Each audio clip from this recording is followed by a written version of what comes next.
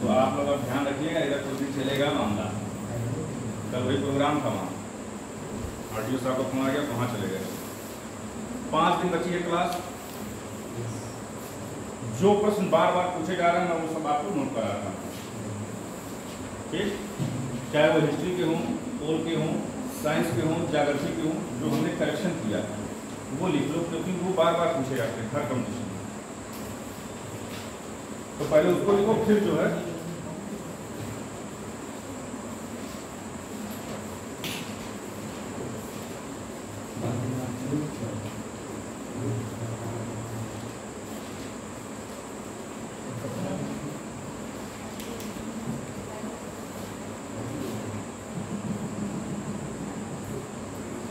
एक चीज आप लोग जानिएगा कि गेहूं का न्यूनतम समर्थन मूल्य और गन्ने का मूल्य ये हमेशा पूछा जाता है।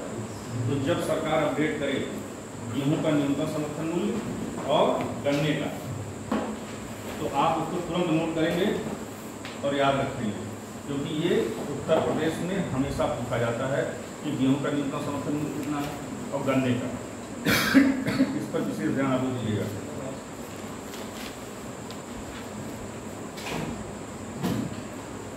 अब आप लोग लिखिए, जो क्वेश्चन बार बार पूछे जा रहे हैं उसको लिख लीजिए। द्विसौ संस्कार, द्वि मतलब 200, द्विसौ यही शब्द है प्रश्न का। द्विसौ संस्कार का प्रमाण कहां से प्राप्त हुआ? द्वि द्वि मतलब द्वितीय, द्विसौ सौ। अब उसको क्या कह सकते हैं? डेड बॉडी, शब्द नहीं शव, डेड बॉडी। जैसे 200 का क्या मतलब है? एक साथ 2 लोगों को दफनाना, समझे? एक साथ 2 लोगों को दफनाना। उस संस्कार का प्रमाण कहाँ से मिला है भारत में? बताइए। आप लोग इतिहास का पढ़ लिए, कई टेस्ट दे दिए,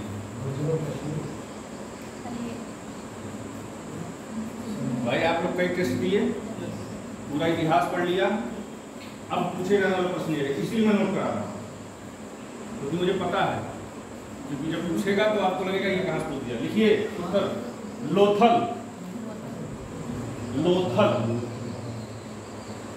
बस जल्दी जल्दी लिखते जाइए, क्योंकि मैं कोशिश करूंगा कि 4-5 दिन का जो क्लास है इसमें पता चला अभी कोई और मीटिंग के लिए आ गया, आपको पता चला एक दिन और में गायब हो गया। तो मेरा पूरा प्रयास है ज़्यादा से ज़्यादा आपको लिखवा, ठीक? तो 200 संस्कार का प्रमाण कहाँ से मिला? सब लोग बोलिए। हाँ, बोलेंगे 2 बार 3 बार तो दिमाग में रहेगा। जो पार्श्वनाथ हैं उनका संबंध उत्तर प्रदेश के किस जिले से? लिखिए। अब देखिए, तुक्के की जरूरत नहीं है, जब एग्जैक्ट आना चाहिए। पार्श्वनाथ का संबंध वाराणसी से है। अयोध्या से भी है ना, आदित्यनाथ। हम पार्श्वनाथ पूछे हैं, जो पूछा प्रश्न वही लिखवा रहे हैं, बाकी आप और याद रखिए ना किसका कहाँ से। लेकिन पार्श्वनाथ पूछा गया है और 90% लोग गलत किए थे, वाराणसी नहीं पता था। अब बता दो किससे पूछा है? PCS 2016 mains.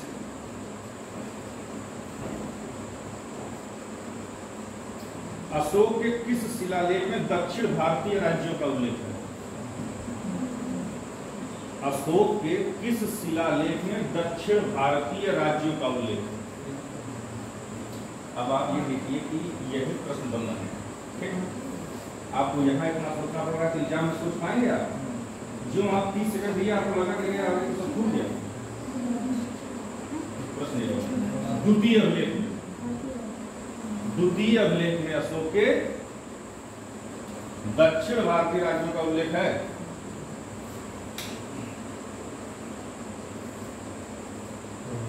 क्लियर?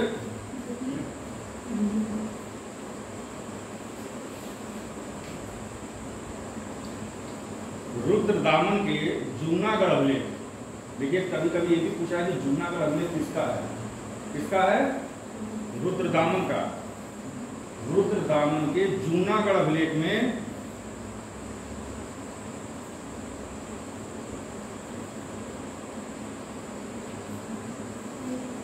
इधर देखिए, रुद्रदामन के जूनागढ़ अभिलेख में, अब लिखिएगा मत, एक और भारतीय शासक का उल्लेख किया गया है।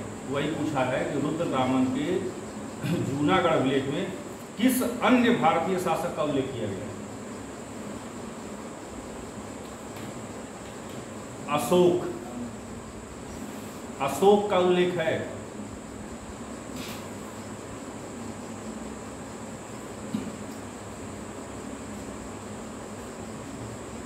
ठीक है, ये हमने पूरा 20 साल का पेपर का अध्ययन किया। उसके बाद जो प्रश्न बार बार आए उनको हमने एक नाम में किया, क्योंकि ये बार गलत थे, क्योंकि बहुत टफ थे। अभी आपको मैं एक लाइन लिखवा दे रहा हूँ, आसान लग रहा है ना। जब ये एग्जाम में आते हैं तो जैसे अभी आपको नहीं पता है, क्योंकि चारों लिखवाया गया, आप अंदाजा लगा रहे हैं कि इसका ये हो सकता है, वो हो सकता है, एग्जैक्ट नहीं है, जबकि आपने पूरा इतिहास पढ़ लिया है। तो प्रश्न कैसे बनना है इसका भी आपको, और मैं कुछ आज करंट का भी फोटो क्लिक किया हूँ, कभी वो भी नोट कराऊंगा, लेकिन ये छूट जाता है, इसलिए मैं सोच रहा था इसको पहले लिखवा दूँ। अच्छा चलिए बताइए, हूण शासक, लिख लीजिए, हूण शासक मिहिरकुल को, हूण शासक मिहिरकुल,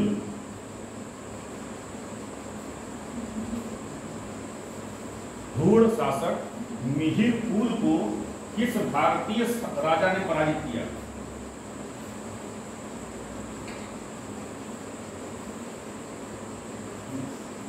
हूण शासक मिहिरकुल को किस भारतीय राजा ने पराजित किया?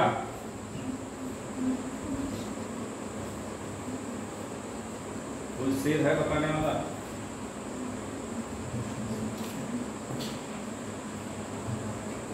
सबने लिख लिया? आगे लिख लीजिए गैस करके। यशोधर्मन, यशोधर्मन, पहला ऑप्शन था यशोवर्मन एग्जाम में, और डी वाला ऑप्शन था यशोधर्मन। तो ऑप्शन यशोवर्मन भी आएगा, ध्यान रखिएगा। यशोध है, धर्मन।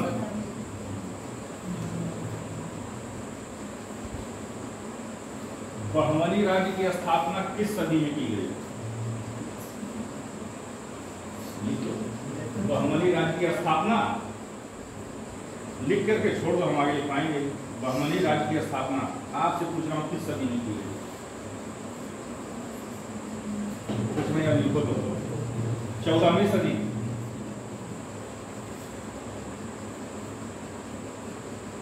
आपने इतिहास पढ़ा होगा, इतिहास के टीचर बताया होगा, बहमनी राज्य के बारे में बहुत ही बड़ा राज्य था, इसलिए इंपॉर्टेंट था। 14वीं सदी, क्लियर। चोल गंगम नामक झील का निर्माण, चोल गंगम है, ये भी ऑप्शन में रहेंगे। चोल गंगम झील का निर्माण राजेंद्र प्रथम,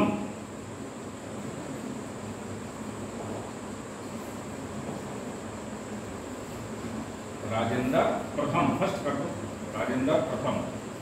ठीक है, अब आसान क्वेश्चन है, ये तो आपको बता देंगे। बक्सर की लड़ाई के समय बंगाल का नवाब, मैं जानता था कि नहीं बता पाएंगे, इसीलिए प्रश्न मेन से पूछा था। हमने भी वही मारा था जो तुमने बताया है।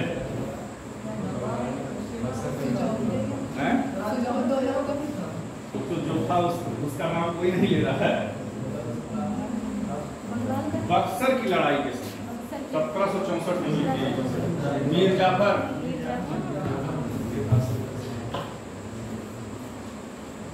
देखा, ऐसे ही प्रश्न बनेंगे, गलती ना हो। लिखवाने का एक और उद्देश्य, पहले तो आपको एक प्रश्न आने चाहिए, क्योंकि सब जा सकते हैं। दूसरा, अब आपको धीरे धीरे ये ज्ञान होगा ना कि कैसे बन रहे हैं, तो आप जब अपने नोट्स से पढ़ेंगे तो इन चीज़ों पर ध्यान में रखेंगे। ठीक। अच्छा, जो गांधी जी के कुछ आंदोलन थे शुरुआती, विचार आंदोलन शुरुआती थे, ठीक, कौन कौन से? चंपारण, खेड़ा, अहमदाबाद, ये सब सारे जो भी 4, 5, 6, 7 थे शुरुआती, किस उनके सत्याग्रह में महिलाओं की भागीदारी सर्वाधिक थी? महिला शक्ति बताओ। लिख लीजिए, महिलाओं की सर्वाधिक भागीदारी नमक सत्याग्रह में थी।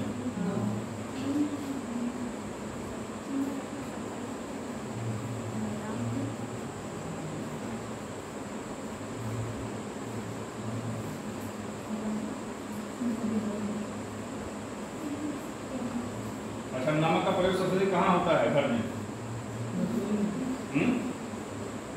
घर में आपका घर होगा, वहाँ नमक का प्रयोग कहाँ होता है? रसोई का मालिक कौन है? महिलाएं हैं ना। बस अपना भूलोगे।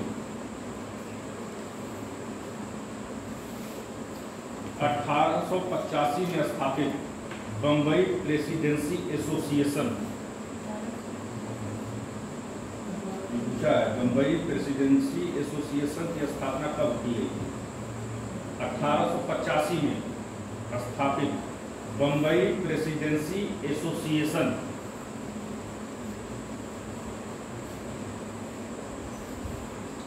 बम्बई प्रेसिडेंसी एसोसिएशन के संस्थापक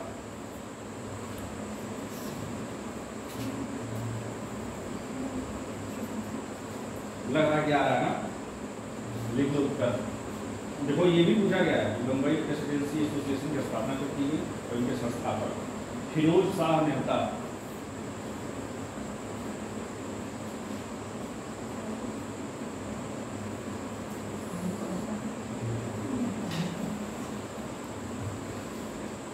अब एक चीज आप जान लीजिए, 2016 में पूछा था कि अम्बेडकर की जो जयंती मनाई गई वो कौन सी थी? 50, 60, 70 कौन सी थी? ठीक। तो अब 2016 में पूछा है, उस समय 60वीं जयंती थी। ठीक है, तो 26 में कौन सी हो जाएगी? 70 वाली। 70 कुछ 70। तो याद रखिएगा इस चीज को, अम्बेडकर जयंती इस क्रम की है। ठीक। अम्बेडकर जयंती मनाई कब जाती है? अम्बेडकर का जन्म कब किस सन में हुआ था? लिख लो, तो उससे जब भी पूछेगा तो लोग हटा लेना तुरंत। लिख लो, क्योंकि वहां अगर पूछा तो तुमको जब डेट पता रहेगी तो उससे घटा लोगे ना जिस सन का पूछेगा। अब उसमें होता क्या है, जैसे मैंने बताया ना कि पहला वाला लोग गिनना ही भूल जाते हैं।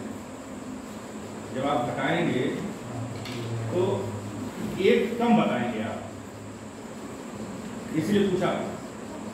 एक कम गिनते हैं आप, उस सन को भी जोड़ना है जिस सन से आप घटा रहे हैं।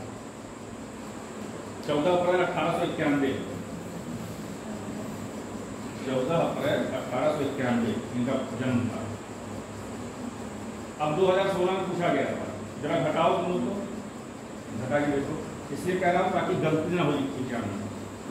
2016 में पूछा गया था, अब घटा लो कहीं किनारे जरा, और 1891 है।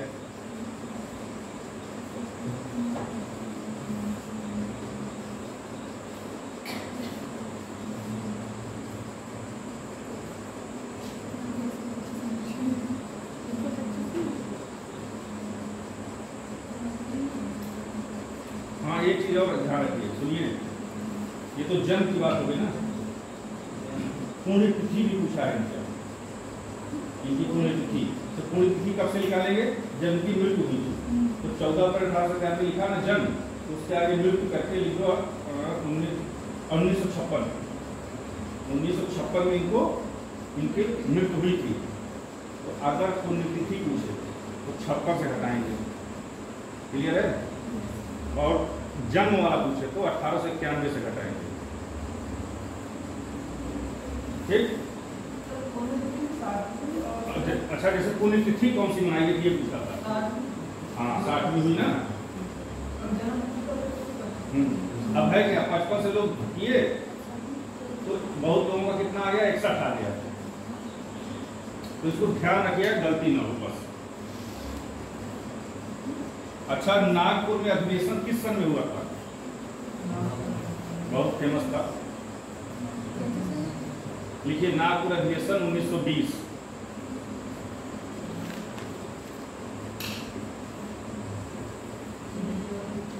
इसके अध्यक्ष बहुत ही महत्वपूर्ण थे। अध्यक्ष का नाम पूछा है, कौन थे अध्यक्ष?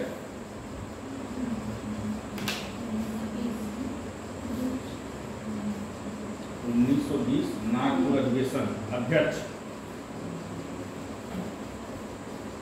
या 14 में पूछा, 16 में पूछा, 18 में पूछा, मतलब अब नहीं पूछा तो हो सकता पूछते। विजय राघव चेरियार, विजय राघव चेरियार।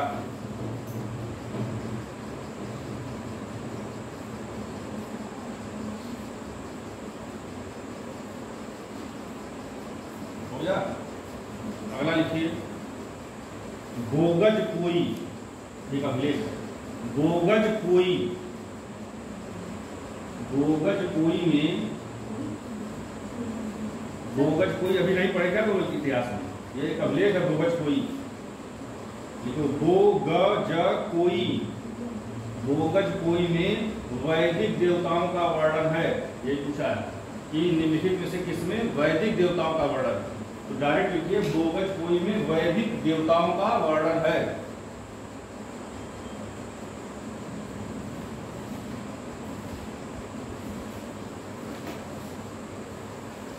रैयतवाड़ी नाम सुना, इसका प्रारंभ कहां से हुआ था?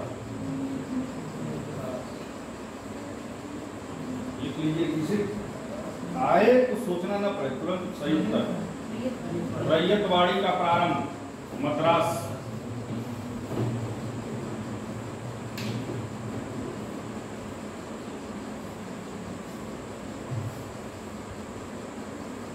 रैयतवाड़ी का प्रारंभ मद्रास।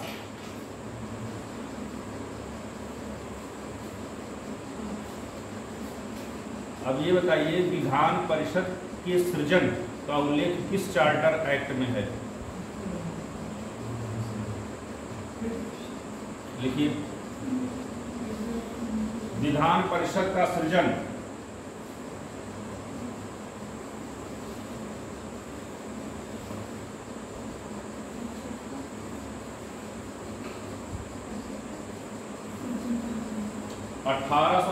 के चार्टर में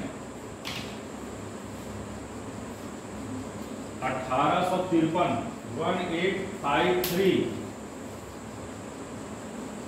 1853 का जो चार्टर एक्ट था उसमें विधान परिषद के गठन की बात की गई है।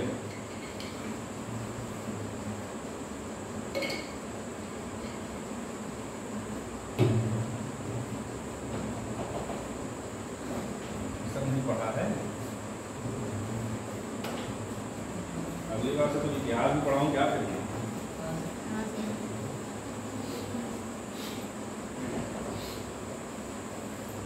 क्योंकि बच्चों को खाली लिखवाने से नहीं मतलब ना भाई, बच्चों को ये भी पता होना चाहिए, बताना है कि भाई पूछा क्या क्या जा रहा है। भाई बच्चे को ये जानकारी होनी चाहिए कि वो पूछ क्या रहे हैं।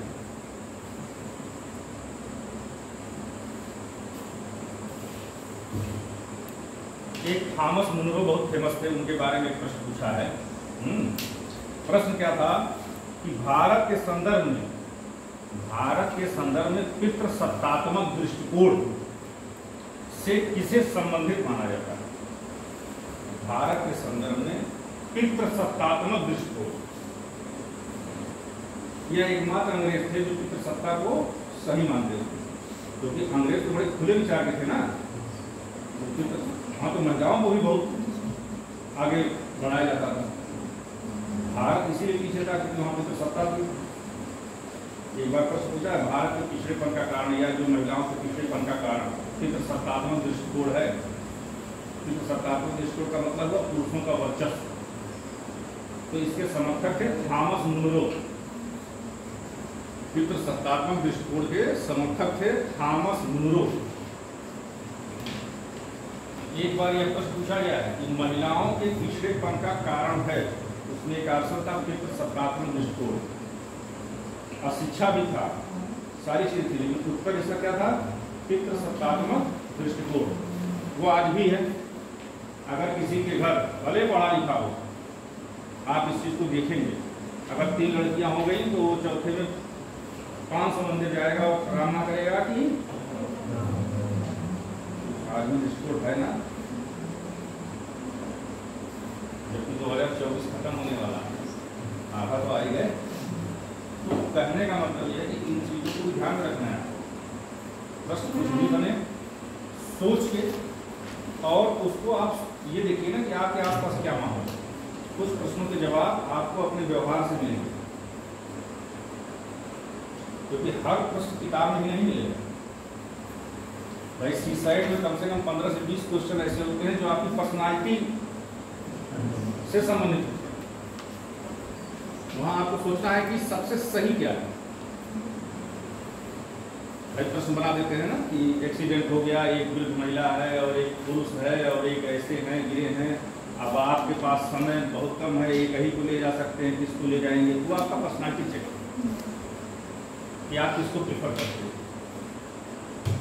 कभी कभी इंटरव्यू पूछा जाता है, क्योंकि जब आप इंटरव्यू में जाते हैं, आप इंटरव्यू गए, इंटरव्यू आप पहुंचे कैसे, परीक्षा में पहुंचे हैं कौन कौन से निकाला, तो आपकी विद्वता में कोई कमी है, आप योग्य हैं तभी तो वहाँ पहुंचे हैं। तो वहाँ आपकी विद्वता, आपकी विषय के ज्ञान का परीक्षण नहीं होगा भाई। आप तो वो ब्रेक करके ही पहुंचे हैं ना, आप तो सब जाने हैं। वहाँ पर्सनालिटी चेक, वहाँ आपसे कुछ प्रश्न पूछे जाएंगे आसान, आप उनका जवाब कैसे देते हैं, कैसे बोलते हैं, कैसे बैठे हैं, इसकी भी क्लास लगती है। मेरा पहले बार 2011 में इंटरव्यू का हुआ था, तो मैंने क्लास की थी 1 हफ्ते, कैसे एंट्री करना, क्या बोलना, कैसे बैठना, इसकी भी क्लासेस चलती है। ये आपके व्यक्तित्व से ही जुड़ा है। आप अपनी पर्सनालिटी को अचानक रिफॉर्म नहीं कर सकते। जो आप 22 साल की उम्र में जो हैं वो क्या 6 महीने में चेंज कर लेंगे? नहीं हो सकता ना, वो धीरे धीरे होगा। इसीलिए मैं कहता हूँ कि आदतें अच्छी डालिए। मैं बार बार कहता था संपादकीय पढ़िए। संपादकीय इसलिए कह रहा हूँ कि अब मेंस का पैटर्न चेंज है। संपादकीय पढ़ने से आपको फायदा गिना रहा हूँ। 4 पेपर है ना मेंस में, शायद सब्जेक्टिव में 2-2 सवाल, एक यूपी है, एक IR। जब आप संपादकीय पढ़ते हैं तो आपका यूपी तो तैयार होता ही है, IR तैयार होता है, इंटरनेशनल रिलेशन के प्रश्न आपके तैयार होते हैं कि भारत का। अब जैसे मेंस में भारत मालदीव संबंध पर प्रश्न आने ही आने, भारत पाकिस्तान के प्रश्न आने ही आने, भारत चाइना के प्रश्न आने ही आने, और जो युद्ध हो रहा है उसमें भारत की भूमिका में प्रश्न आने। ये सब रोज न्यूज़पेपर में पटे पड़े हैं संपादकीय। आपको रखना नहीं है, आप अगर आप आदत में डाल लेंगे ना रोज का रोज पढ़ने का। अब जैसे लोकसभा का चुनाव घोषित हुआ तो इस महापर्व पर कम से कम 10 दिन तक संपादकीय आती रही। और संपादकीय वही लिखते हैं जो इस देश के बहुत अच्छे बुद्धिजीवी हैं। तो जब उसको पढ़ते रहेंगे तो अपने आप मेंस के कुछ पेपर तो आपके तैयार, ऐसे भी आपका तैयार हो जाएगा। इससे समसामयिक घटनाओं पर ही होता है मैक्सिमम, वो आपका तैयार हो जाएगा। तो आदत डालिएगा पेपर भी पढ़ने का।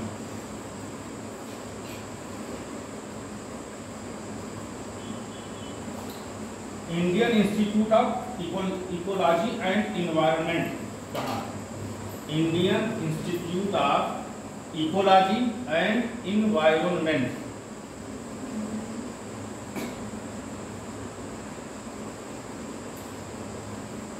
Indian institute of Ecology and Environment, ये दिल्ली में है।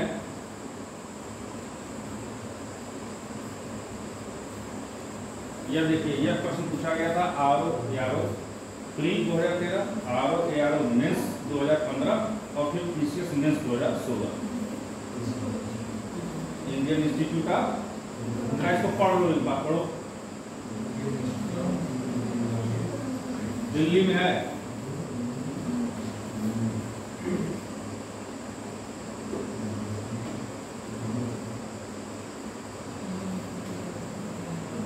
जैसे सुनामी होती है वैसे ही हरिकेन होता है, बहुत तेज आंधी होती है, उसको हरिकेन नाम दिया जाता है। ठीक, तो हरिकेन द्वारा प्रश्न जो पूछा गया, हरिकेन द्वारा जो क्षति होती है उसको किससे मापते हैं? हरिकेन द्वारा क्षति लिख भी लो, नहीं बता पाओगे। भूकंप बता रहे हो, हरिकेन मैंने पूछा है। देखो प्रश्न को कठिन तो इसीलिए बनाते हैं वो कि जब आप ना सोच पाए वही पूछ ले। वो हरिकेन द्वारा जो क्षति होती है उसको किससे मापते हैं? अब मैं नाम लिखवाने जा रहा हूँ, उम्मीद है कि आपने यह नाम नहीं सुना होगा, क्योंकि जब पहली बार आया था तो किसी ने नहीं सुना था। साफिर सिम्पसन, साफिर सिम आधा प सन सिम्पसन, साफिर सिम्पसन।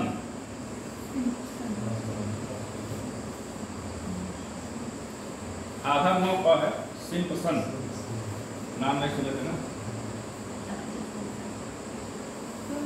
चक्रवात है तो सारे चक्रवात की बस बेटा इतना याद रखना, यही ग्रुप पूछेगा तुमसे। हर एक का अलग अलग है, भूकंप का अलग, ज्वालामुखी का अलग।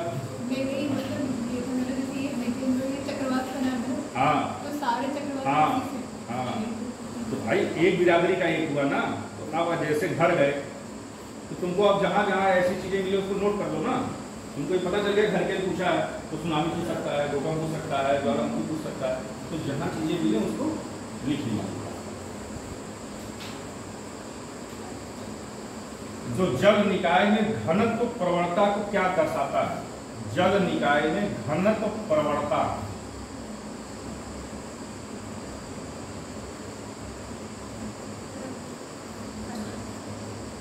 जल निकाय में घनत्व प्रवणता को दर्शाता है। जल में घनत्व प्रवणता, केवल इतना याद रखिएगा, जल में घनत्व को दर्शाने वाले को क्या कहते हैं? गैस के लिए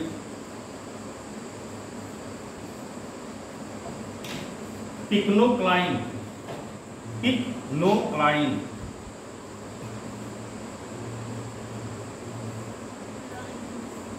पिक्नोक्लाइन।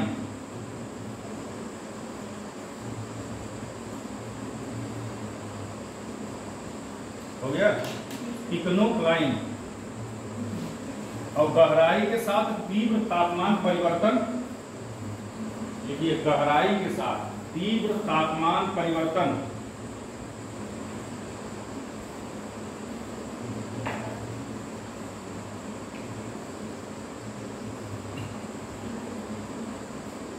गहराई के साथ तीव्र तापमान परिवर्तन, थर्मोक्लाइन।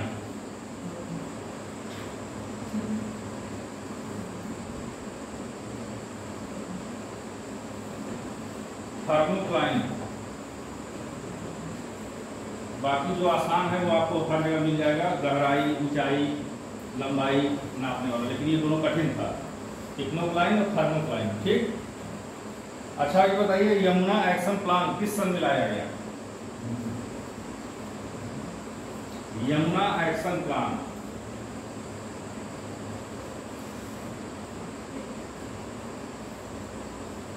जब यह प्रश्न एग्जाम में आएगा तो आपको लगेगा अरे इसका उत्तर आना चाहिए था, हमको इसका उत्तर आना चाहिए था, क्योंकि यमुना खूब पढ़े हैं आप लोग। यमुना एक्शन प्लान कोई बताएगा किस सन में आया?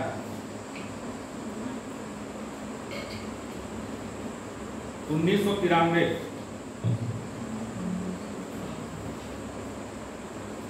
1993 में आया है।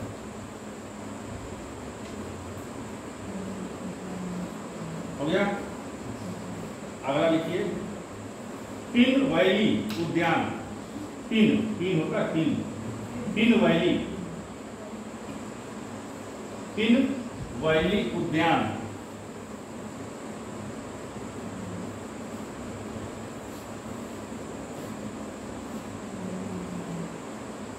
हिमाचल में है।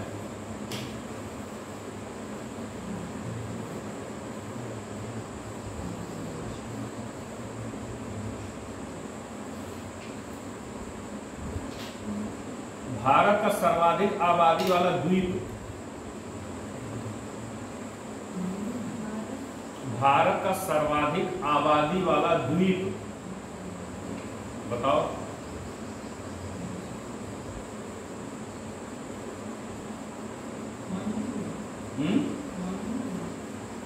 कौन? मालदीव? नहीं। अब मैं नाम लिखवाने जा रहा हूं, बताना तुम लोग को वहां तक पहुंच थी कि नहीं। सालसेट द्वीप मुंबई, सालसेट, सालसेट द्वीप मुंबई में है। अब ये आपकी ज्योग्राफी का प्रश्न है। ये सालसेट द्वीप, सालसेट, सालसेट द्वीप मुंबई।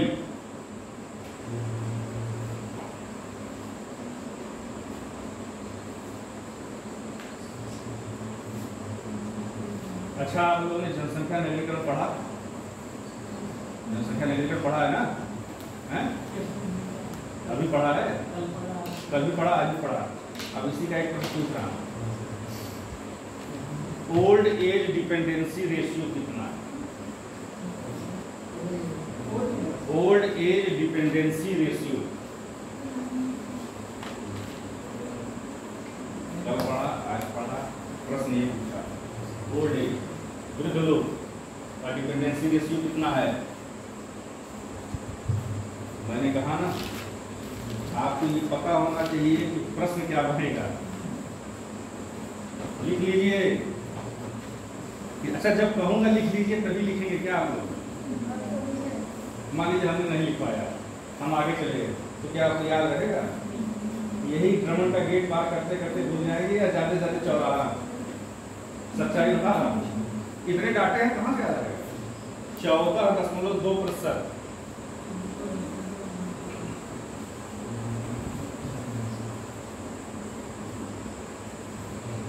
अभी 2011 जनगणना है, नई वाली आएगी तो अपडेट करिएगा,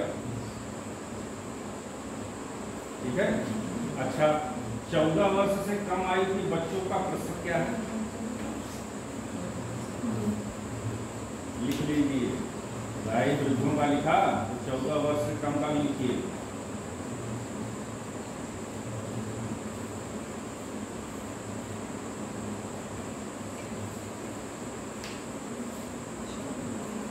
अब मैं आपको दिखाता हूँ, ये पूछा नहीं था एग्जाम, लेकिन आप ये देखिए, जब ये एग्जाम में पूछा ओल्ड एज डिपेंडेंसी रेशियो, ठीक, तो मैं तुरंत किताब खोला भारत सरकार की और मैंने फिर 14 वर्ष वाला लिख लिया। मैंने कहा हो सकता है इस बार वृद्धों के बारे में पूछा है, अगली बार बच्चों के बारे में पूछ ले, तो ये आपको खुद डेवलप करना है चीज़, ठीक। 21% हैं 31, 14 वर्ष से कम आयु के।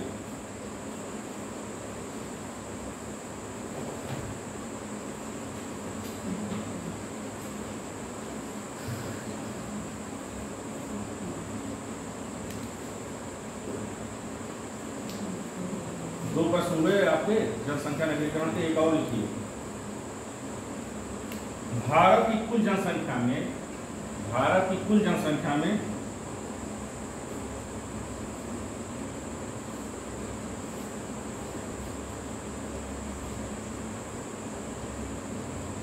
बीस वर्ष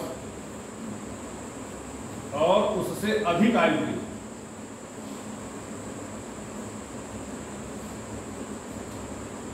20 वर्ष और उससे अधिक आयु के लोगों का प्रतिशत।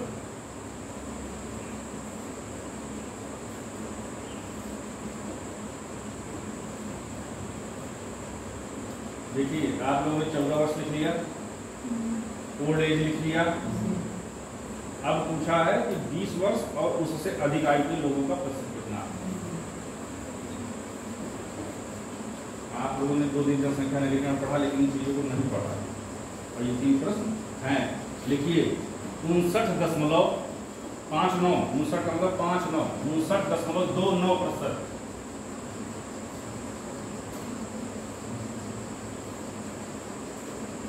हो गया? चलिए एक और बताइए, एशिया की सबसे लंबी नदी।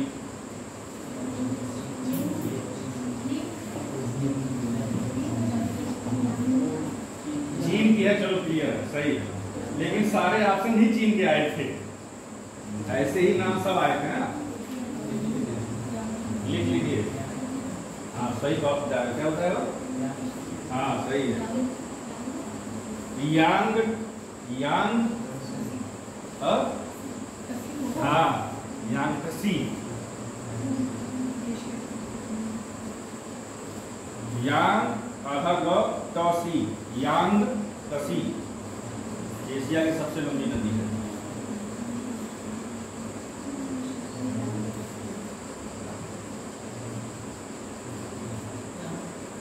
यांगसी। देखो एक बार पूछा था कि गोंडवाना लैंड का कौन सा महाद्वीप भाग नहीं है, उसमें दिया था एशिया और अफ्रीका, उत्तरी अमेरिका, दक्षिणी अमेरिका, तो गोंडवाना लैंड का भाग कौन सा नहीं है? हाँ गुड, गोंडवाना लैंड का भाग उत्तरी अमेरिका नहीं है।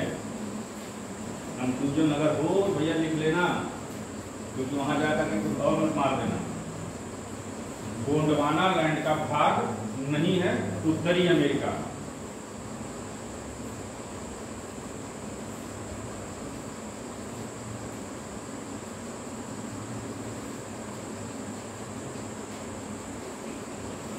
अब ऐसे लिख लो मरुस्थल देश, चार ऐसे हैं जो बार बार पूछे गए।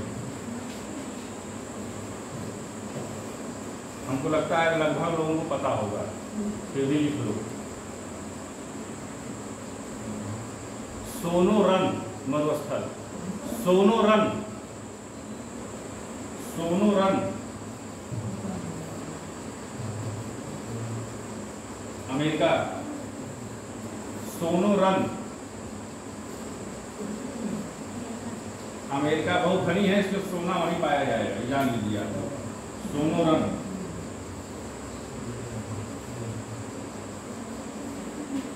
तत्काल माकन, तत्काल माकन,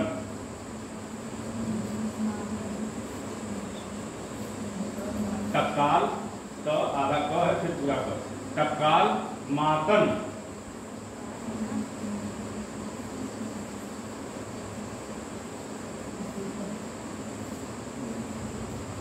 चाइना। अब ये वाला तुम लोग बता दोगे, काराकुम है, इसको भी नहीं बता दोगे? अरे हमको लगा ये तो ये, और इसके बाद वाला हमको भी था, बता दोगे। पहले दूसरे में तो नहीं बता पाते अगर नहीं पढ़े तो। बताओ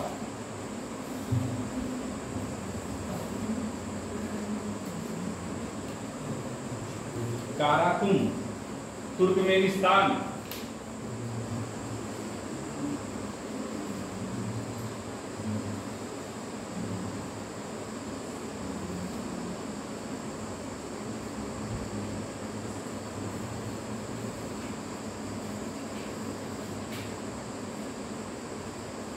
अगला लिखो गिब्सन, गी आधा ब पूरा ब सन, गिब्सन,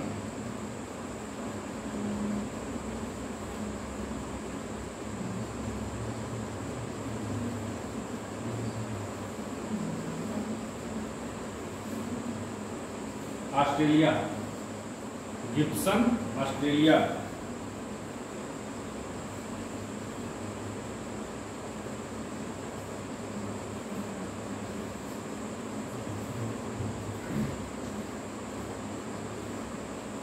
अच्छा ये बताइए किस महाद्वीप में सभी प्रकार के जलवायु कटिबंध पाए जाते हैं?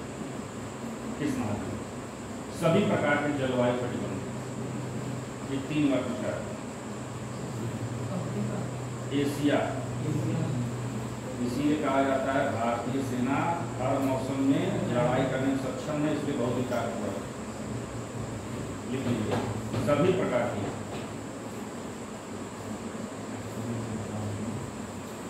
सभी प्रकार के जलवायु कटिबंध एशिया महाद्वीप में पाए जाते हैं।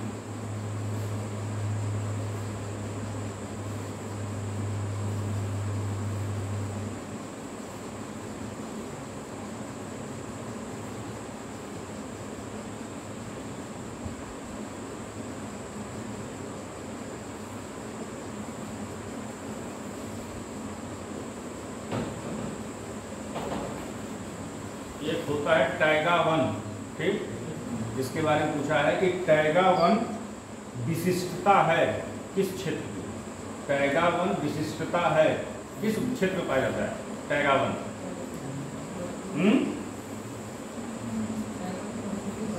समशीतोष्ण क्षेत्र।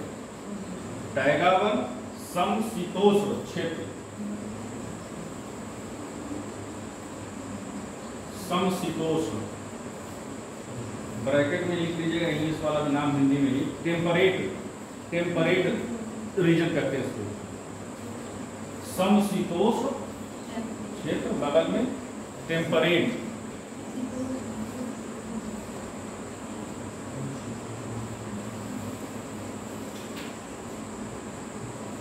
एक प्रश्न और, शुक्ला फांटा अभयारण्य।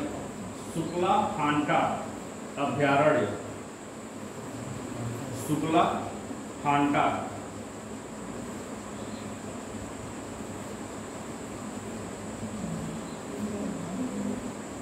अच्छा, ये सब नाम तुम लोग पहली बार लग रहा है। शुक्ला फांटा अभयारण्य नेपाल में है।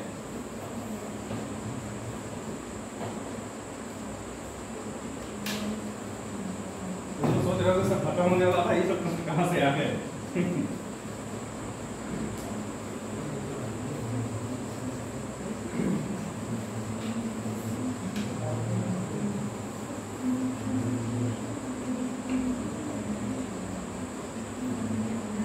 अच्छा ये बताओ, रबी और खरीफ की फसल बारे तो जानते ही होंगे। ठीक, ये बताओ अरहर कौन सी फसल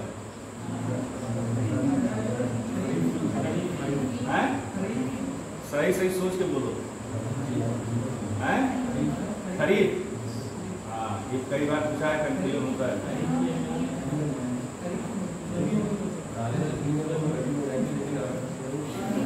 तंबाकू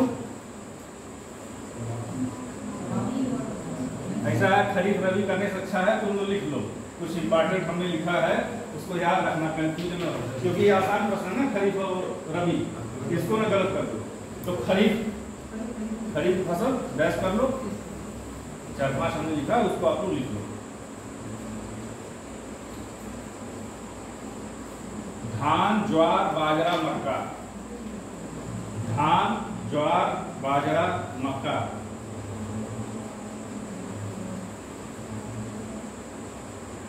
अब जो बार बार पूछता है, धान, ज्वार, बाजरा, मक्का सबको पता है।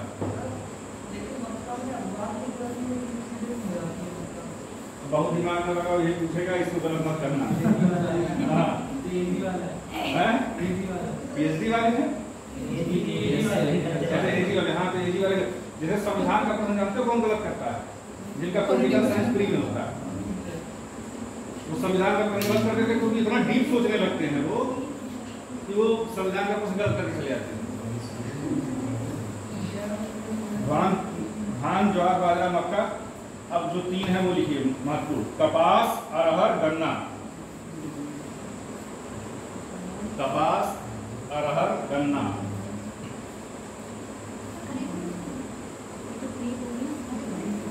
क्या सारे क्या? हाँ, तो खरीफ ही लिखवा रहा हूँ, इसलिए कहा ये 3 जो है ये थोड़ा सा हटके हैं, यही पूछे जाते हैं, कपास, अरहर, गन्ना। जैसे धान, ज्वार, बाजरा, मक्का तो सबको रटा रहता है। जैसे रबी में रटा रहेगा गेहूं, जौ, चना, मटर, मसूर। गेहूं, जौ, चना, मटर, मसूर, इतना आपको रटा है। जैसे उधर धान, ज्वार, बाजरा, मक्का। जैसे हम कभी ग्रामीण क्षेत्र से बिलोंग नहीं किए, लेकिन इतना हमको भी रटा हुआ है। उसके बाद वाला ही थोड़ा सा जो है, अब रबी लिख लीजिए। रबी, गेहूं, जौ, चना, मटर, मसूर। गेहूं, जौ, चना, मटर, मसूर। सरसों, सरसों। अलसी, कुसुम। अलसी, कुसुम, एक ही है, अलसी, कुसुम। तंबाकू,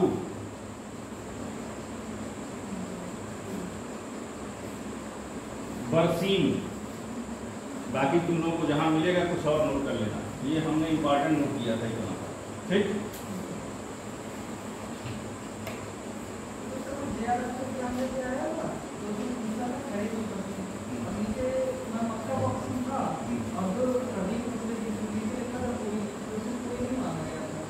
तो उसमें वो नहीं किए तुम लोग?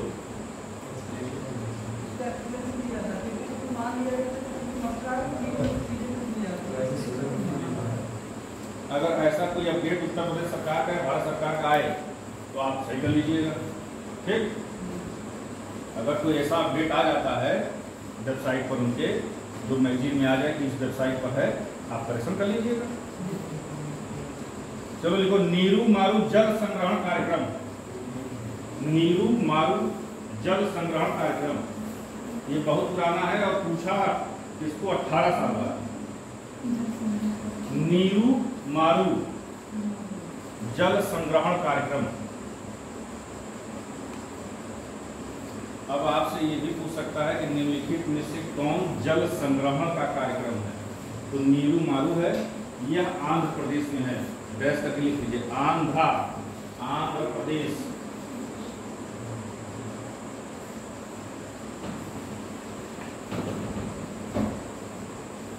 यह प्रश्न कम से कम 8 बार पूछा, जो लिखवाने जा रहा हूं। समुद्री राष्ट्रीय पार्क, समुद्री राष्ट्रीय पार्क, यह कम से कम 8 बार से कम नहीं पूछा। उत्तर पता है किसी को?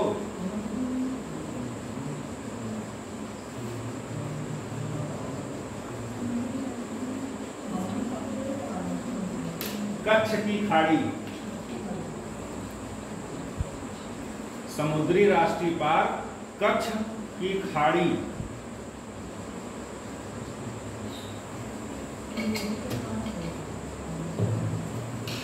लिखने के बाद उसको पढ़ते रहा करो ताकि एकदम कंसंट्रेट रहे। बाकी डिस्कशन बाद में करना, समय कम है ना, ज्यादा से ज्यादा मैं कोशिश करूंगा ना। अभी कहीं पर चर्चा पे चर्चा चलने लगेगी, लिख लो, फिर बाद में मूल्यांकन करना, ताकि हम मिलेंगे।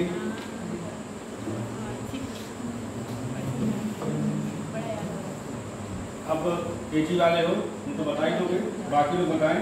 पूसा सिंधु गंगा, पूसा सिंधु गंगा किसकी प्रजाति है? बताओ ये वाले, तुम तो बता दोगे। पूसा सिंधु गंगा बहुत ही फेमस है। गेहूं, पूसा सिंधु गंगा गेहूं, पूसा सिंधु गंगा गेहूं। 3 बार तो मैं बोल रहा हूं, तो तुम लोग 1-2 बार उसको देख लिया करो, लिखने के बाद तुरंत कंसंट्रेट।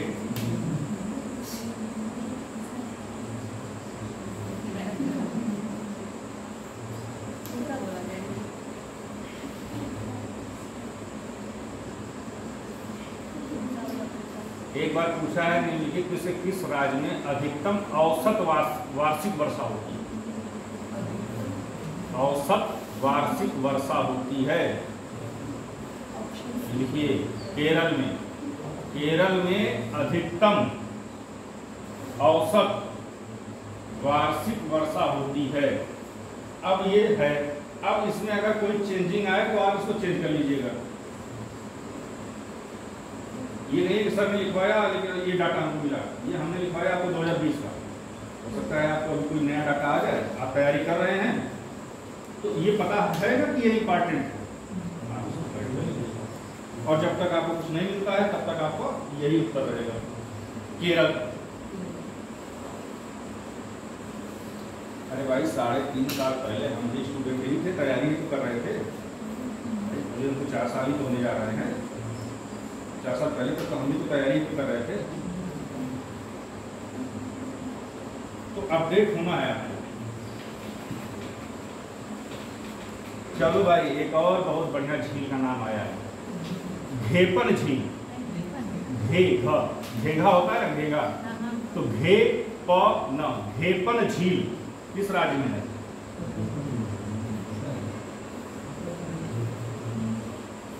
बताया नहीं। हिमाचल।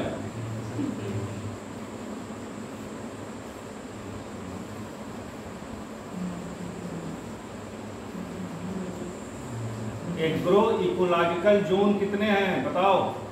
एग्रो इकोलॉजिकल जोन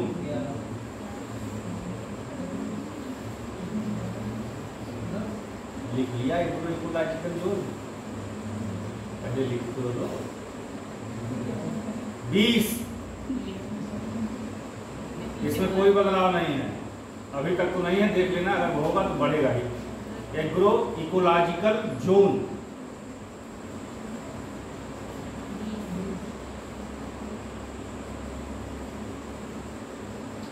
अब फिर आ गया जनसंख्या नवीकरण का टफ क्वेश्चन, जो आप लोग पढ़े हैं लेकिन आप लोग ये नहीं पढ़े होंगे। अगर पढ़े हो तो बताना। लिखो वरिष्ठ नागरिकों ब्रैकेट में 60 वर्ष से ऊपर,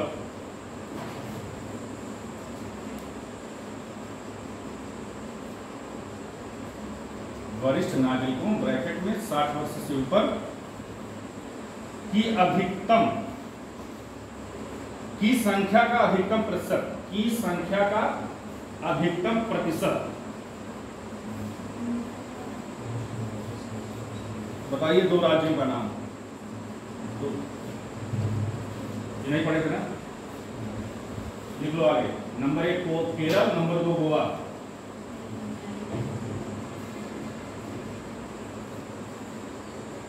अब जहां ये तुमने लिखा है ना, वहीं नीचे डैश डैश करते आ जाओ निम्नतम प्रतिशत। ये अधिकतम लिखा, अब नीचे डैश डैश करते हुए आ जाओ और लिख लो निम्नतम प्रतिशत।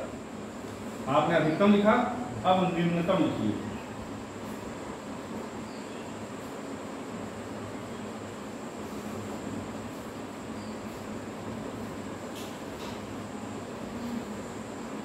नंबर 1 अरुणाचल,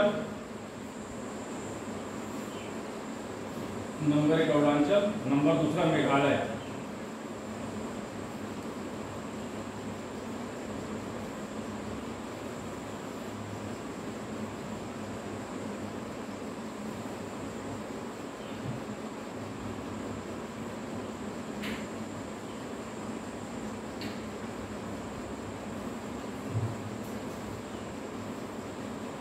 हो गया? एक बार पूछा था कुछ फसलों के नाम दे करके कि निम्नलिखित में से सबसे अधिक किसमें नाइट्रोजन पाया जाता है। लिख लीजिए, उत्तर डायरेक्ट लिखिए। लोबिया, लोबिया, लोबिया ब्रैकेट में उसका नाम लिखिए काउ पी, COW काउ और PEA। लोबिया में नाइट्रोजन सर्वाधिक पाया जाता है।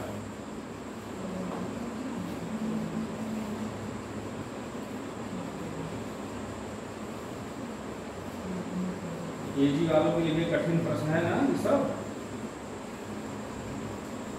लोबिया है भैया, उत्तर आप लोग याद रखिएगा इस बार।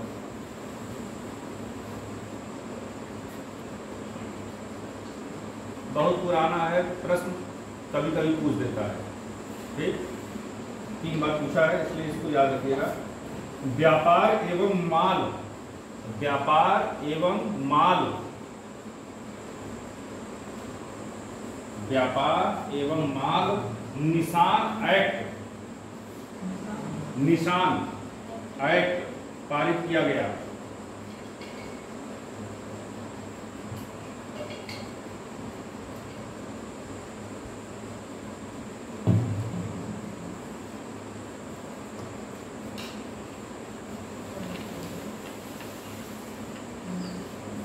उन्नीस सौ 58 में।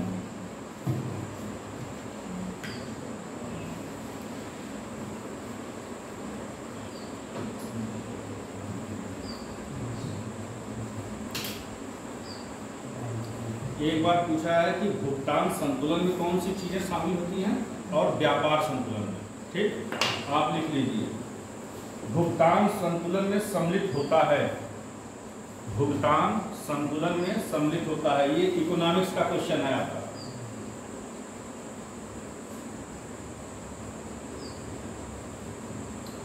भुगतान संतुलन में शामिल होता है। लिख करके डैश करिए।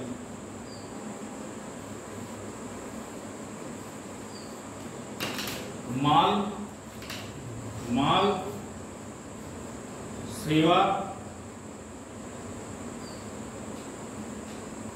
तथा भुगतान, माल सेवा तथा भुगतान का हस्तांतरण।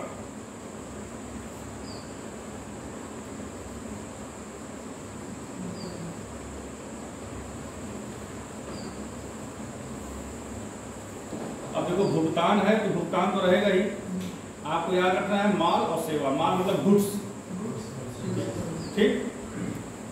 अगला जो पूछा था प्रश्न एक और कि व्यापार संतुलन में सम्मिलित होता है, तो नीचे लिख लीजिए व्यापार संतुलन में सम्मिलित होता है।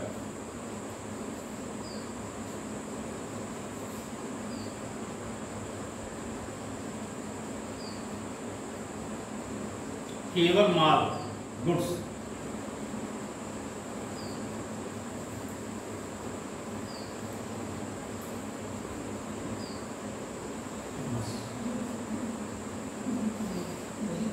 हो गया। अगला लिखिए प्रथम भूमि विकास बैंक। प्रथम भूमि विकास बैंक की स्थापना। ये जो विविध प्रश्न आते हैं ना 20-25 उसमें है ये प्रथम भूमि विकास बैंक की स्थापना। कोई बताएगा?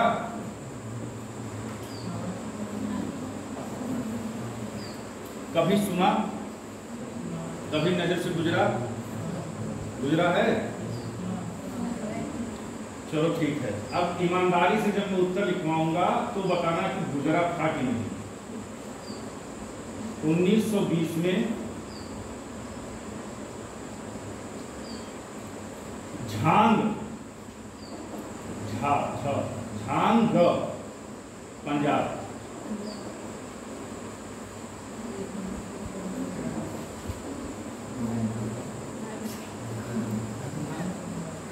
गुजरा था?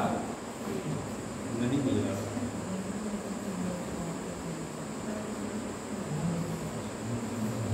विविध में ऐसे ही पूछते हैं। माल निशान एक्ट 1958 में उठा के पूछ दिए थे, 1920 में स्थापित हुआ है, पूछ दिए थे।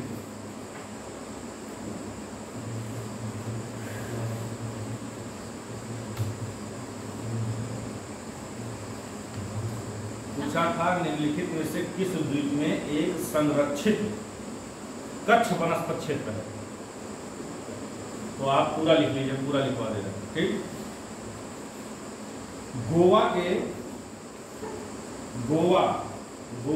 बोराव द्वीप, गोवा के बोराव द्वीप। देखिए हर लाइन में प्रश्न है और उत्तर है। अब बोराव द्वीप कहाँ है? गोवा में। प्रथम भूमि बैंक कहाँ है? झांग में है, पंजाब। कब स्थापित किया गया? 1920। तो सब में दो प्रश्न है, इसका ध्यान रखिएगा। तो गोवा का बोराव द्वीप में एक संरक्षित कच्छ वनस्पत क्षेत्र है। संरक्षित वनस्पत क्षेत्र है।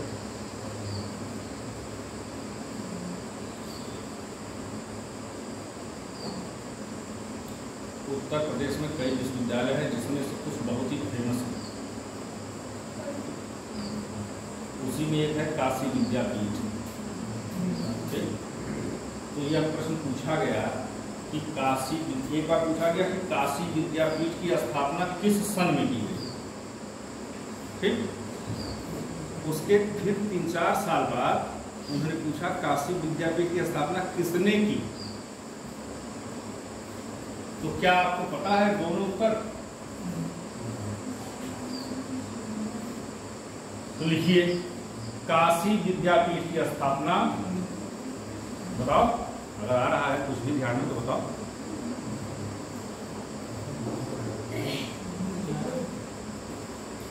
कुछ भी बताओ, जो भी दिमाग में आ रहा है, हो सकता है सही ही हो।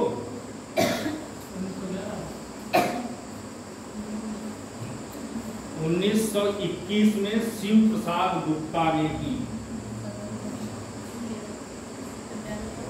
1921 में शिव प्रसाद गुप्ता।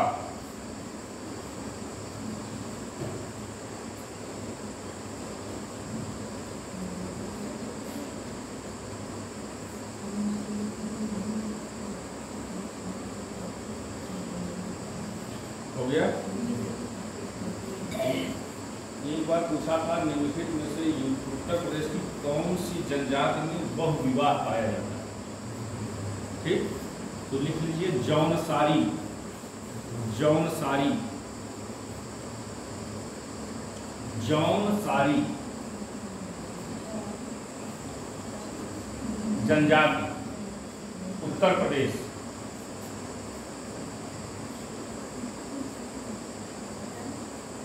जौनसारी जनजाति उत्तर प्रदेश में बहुविवाह। बहुविवाह मतलब खुली छूट है, चाहे जितना विवाह कर लें। अब तो नियम कानून बहुत कड़े आ गए, फिर भी जनजातियों को अभी भी छूट है, जनजातियां कर लेती हैं, क्योंकि वहाँ कोई भाई शिकायत कोई करेगा तब तो जाएगा, कोई शिकायत नहीं होती।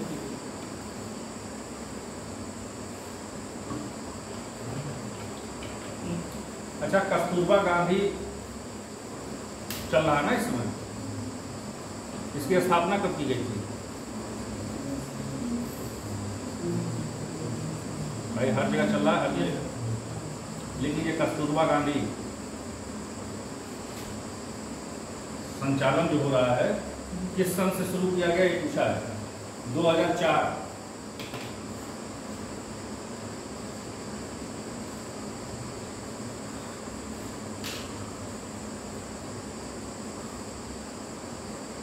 ठीक, वहीं आगे लिखिए 2007 में इसका विलय, 2007 में इसका विलय सर्व शिक्षा अभियान में कर दिया गया।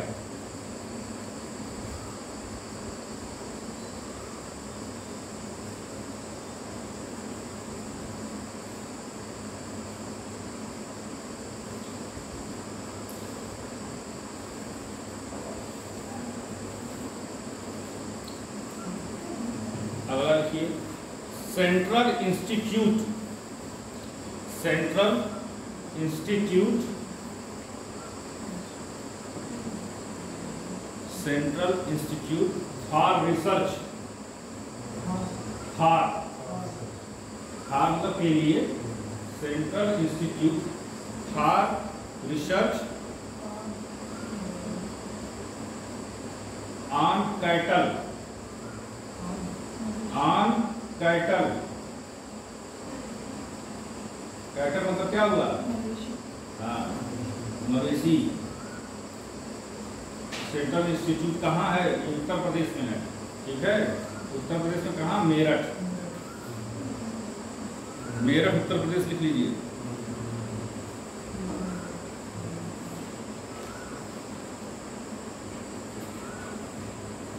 अगला लिखिए वीवी गिरी, वीवी गिरी नेशनल लेबर इंस्टीट्यूट, वीवी गिरी नेशनल लेबर इंस्टीट्यूट।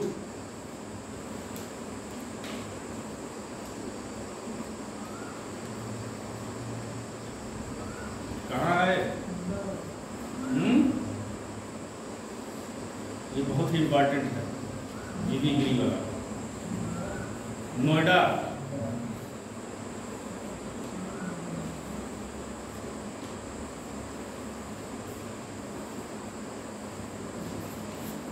हो गया। अब अगला लिखिए Indian institute of, Indian institute of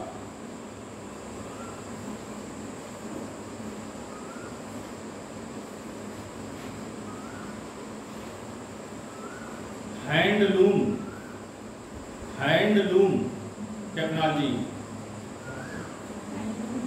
handloom technology Varanasi, Indian institute of handloom technology Varanasi.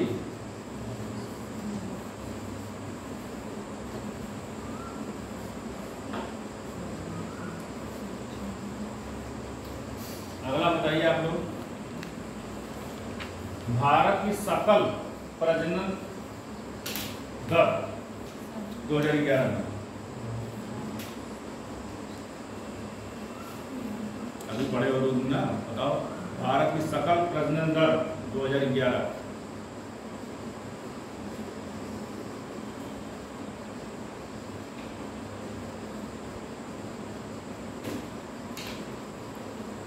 लिख लो 2.4,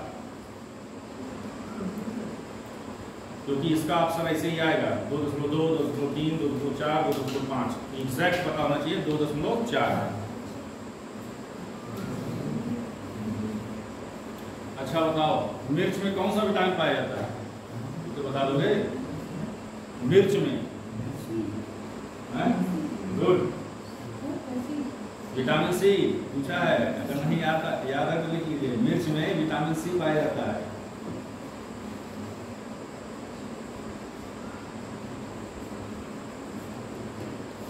जब यह प्रश्न पूछा गया तो लोग तुरंत अपने जो है पुराने दिनों में वहाँ एग्जाम में लौटने लगते हैं। अच्छा मिर्च खाते थे क्या होता है, कोई कुछ कहा था तभी कौन सा विटामिन, मतलब पूरा दिमाग लगा लेंगे कि 6 महीने पहले, साल भर पहले कोई कुछ कहा था मिर्च के बारे में। तो विटामिन सी। अच्छा बताओ येलो वेन मोज़ेक बीमारी किस सब्जी में होती है?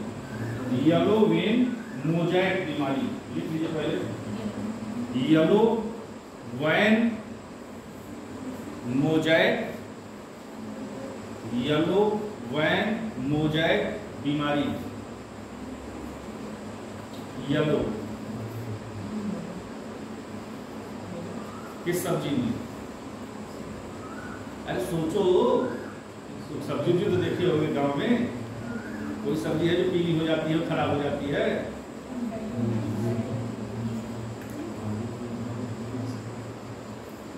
सब्जी उगी हुई नहीं देखे तुम लोग? पालक पीला होकर खराब होता है। भिंडी, अब ध्यान दीजिए जब भिंडी उगती है कैसे उगती है, अब ध्यान दीजिएगा, पीली हो जाती है। अब ये आसान है, ये बता देना तुम लोग। सेब का रंग लाल किसके कारण होता है? जो बताएगा उसको सेब खिलाया जाएगा।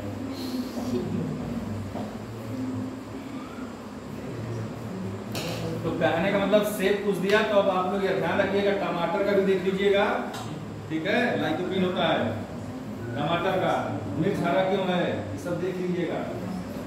अब पहले सेब वाला बताओ।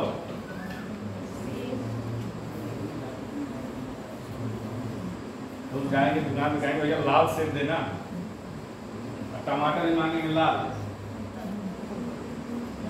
टमाटर तो लाल होता है लाइकोपीन के कारण। सेब एंथोसायनिन, सर्च कर रहा है क्या?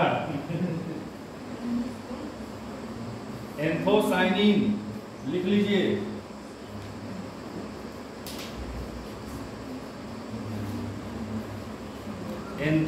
एंथोसायनिन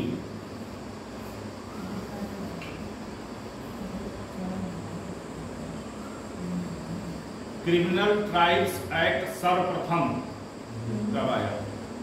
क्रिमिनल ट्राइब्स एक्ट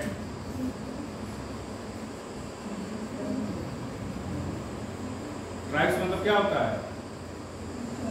है? जनजाति। तो क्रिमिनल ट्राइब्स एक्ट सर्वप्रथम भारत में कब आया? आगे लिखिए दर्ज करके, criminal tribes act 1871 1871।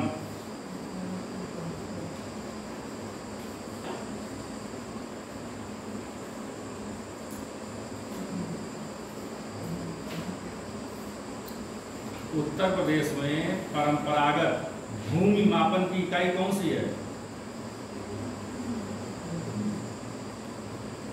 Uttar Pradesh में परंपरागत भूमि मापन की इकाई बताओ। तुम तो एजी हो भाई, भूमि मापने की परंपरागत इकाई कौन सी है जो हर गांव में लोग यूज करते हैं?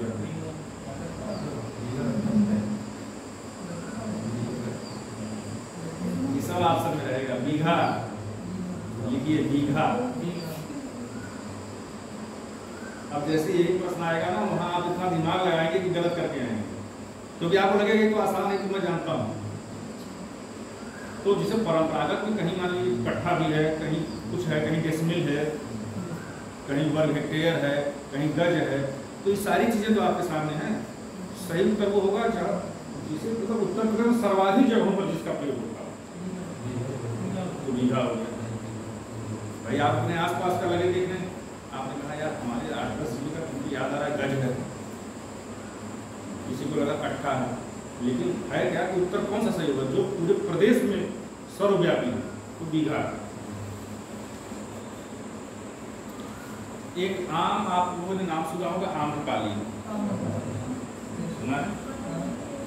इसकी खासियत क्या है? आम्रपाली आम देखा है, इसको पेड़ देखा आम्रपाली? किस ग्रह से आए हो मेरे से? आम्रपाली की खासियत यही तो है कि 5 फीट का ही पेड़ होता है जो घर में लगा लेते हैं, विशालकाय कोई होता है, इसीलिए तो फेमस हुआ। लोग बड़े से गमले में अपने आगे घर पे लगा लिए, बढ़िया फल देता है, मुश्किल से 6-7। तो पूछा क्या था, तो मैं आसान पूछा कि आम्रपाली पेड़ है। आम्रपाली जो है उसका निर्माण किन 2 आम की प्रजातियों को क्रॉस करा के बनाया गया, ये पूछा है। तुम लोग आम्रपाली नहीं है करते। आम्रपाली जो है का जो निर्माण किया गया वैज्ञानिकों ने, बहुत बड़ी उपलब्धि थी ना कि 7 फीट का आम का पेड़ आप लगा लो, गुड। दशहरी और नीलम के क्रॉस से बना है आम्रपाली, लिख लीजिए, बहुत अच्छे। दशहरी और नीलम ऐसे लिखो ना, देखो सुनो, आम्रपाली बराबर दशहरी क्रॉस नीलम। आम्रपाली लिखो, गैस कर दो, आगे दशहरी और क्रॉस बना दो, घोड़े का निशान नीलम।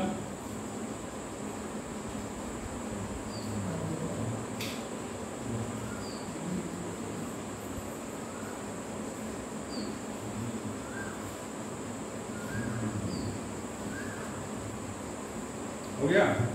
अब संविधान का एक प्रश्न था, अगर निर्वाचक मंडल जो है राष्ट्रपति का अपूर्ण, ठीक, निर्वाचक मंडल अपूर्ण पूरा नहीं, तो क्या राष्ट्रपति का चुनाव कराया जा सकता है या नहीं कराया जा सकता है? अंदाजा लगाने से काम नहीं चलेगा। देखिए, निर्वाचक मंडल के अपूर्ण होने के आधार पर, निर्वाचक मंडल के अपूर्ण होने के आधार पर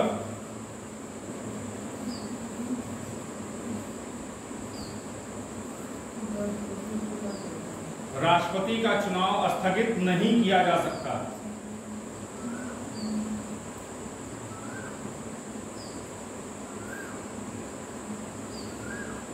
राष्ट्रपति का चुनाव स्थगित, इसमें यही पूछा था कि निम्नलिखित में से कौन सा कथन सत्य है, ठीक?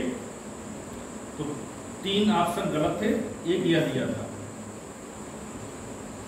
तो लोगों ने यही सोचा जब निर्वाचक मंडल ही पूरा नहीं है तो चुनाव कैसे होगा, ठीक?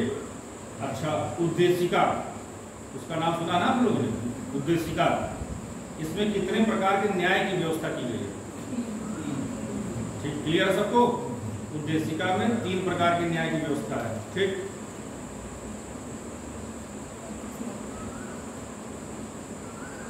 एक बार पूछा था, जबकि पूछना नहीं चाहिए था, कितना लड़का याद रखेगा, पूछ लिया था कि त्रिपुरा से लोकसभा के कितने सदस्य निर्वाचित होते हैं?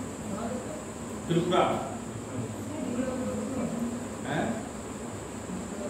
2। वैसे भी प्रश्न पूछ लेते हैं। वैसे भी लोकसभा चुनाव का जब रिजल्ट आएगा तो आप लोग को मेहनत करनी है, पेपर लेके बैठना है, ठीक? और जो मैगजीन आप खरीदते हो उसी मैगजीन पे लिखना है, क्योंकि अगर आपने कहीं कॉपी और पेन पे पढ़ने पे लिखा तो जब रिवीजन करने का समय आएगा ना तो वो चीज़ें छूट जाएंगी, फिर आप मैगजीन वाला ही पढ़ने लगेंगे। तो जब मैगजीन के ऊपर लिख लोगे ना, यहाँ 2 जगह खाली होती है ना मैगजीन में, लिख लेना पूरा।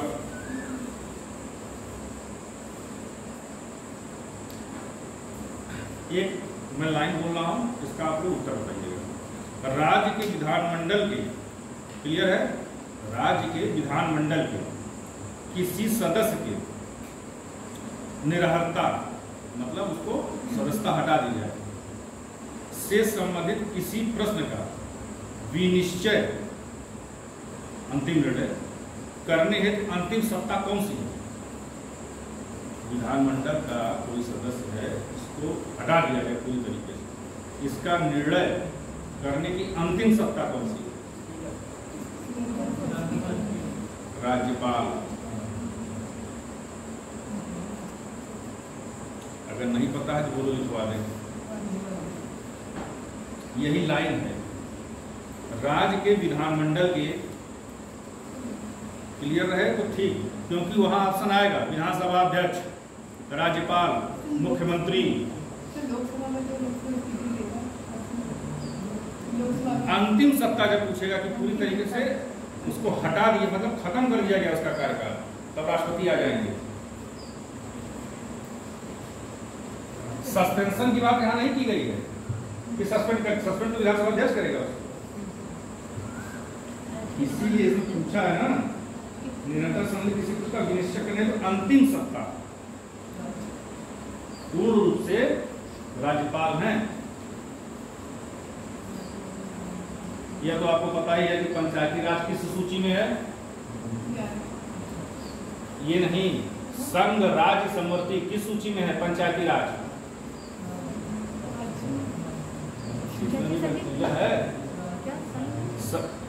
पंचायती राज किस सूची में है? अरे लिख लो मेरे शेरों, लिख लो, पंचायती राज राज्य सूची में है। बताने नहीं, कंफ्यूज न रहो ना, ये सब आसान प्रश्न है भाई। पंचायत का चुनाव राज्य कराता है, उसमें कोई हस्तक्षेप केंद्र का नहीं होता है।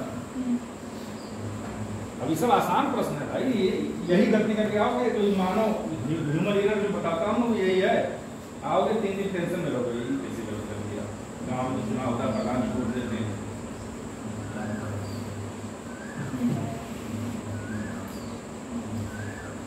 जो हाई कोर्ट के न्यायाधीश होते हैं, इनकी नियुक्ति कौन करता है?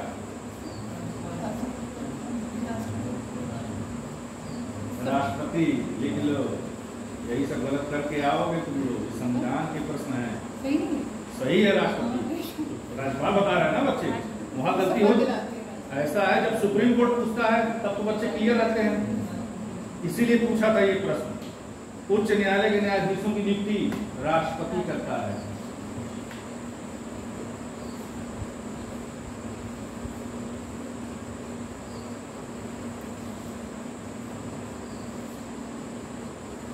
सीएनजी का फुल फॉर्म बताओ।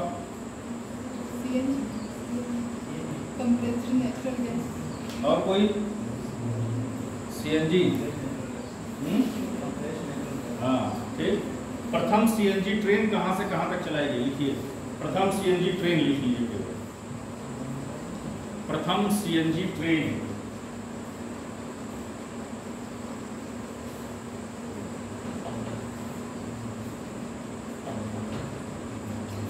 कुछ भी प्रथम रहे तो लिख लिया करो। रेवाड़ी से रोहतक,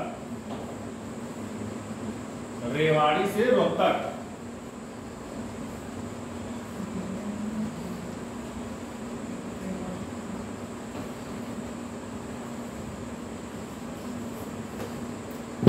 राष्ट्रीय बागवानी मिशन, राष्ट्रीय बागवानी मिशन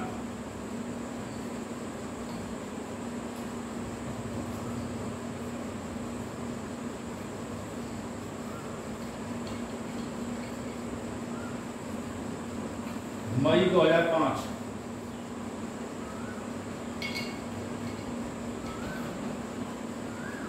सारे प्रश्न इंपॉर्टेंट हैं, तो हमारा प्रयास ये कि 4 दिन में कम से कम जो प्रश्न कई बार घुमा घुमा पूछे जा रहे हैं वो आपको लिखवा दिए जाए, ठीक, ताकि उनसे गलती ना हो। अब आप लोग खुद देखिएगा, जितने भी मैंने लिखवाए लगभग 30-40 प्रश्न, उसमें से 2-3 को छोड़ के किसी का ही उत्तर आपको नहीं पता। तो अब इसका करना क्या है, ये जो लिखवाया गया है, इसको आराम से आज बैग में रखिएगा और खोलिएगा नहीं। कल फिर आपसे यही मिलेंगे, यही खोलिएगा प्लीज, इतना करिएगा।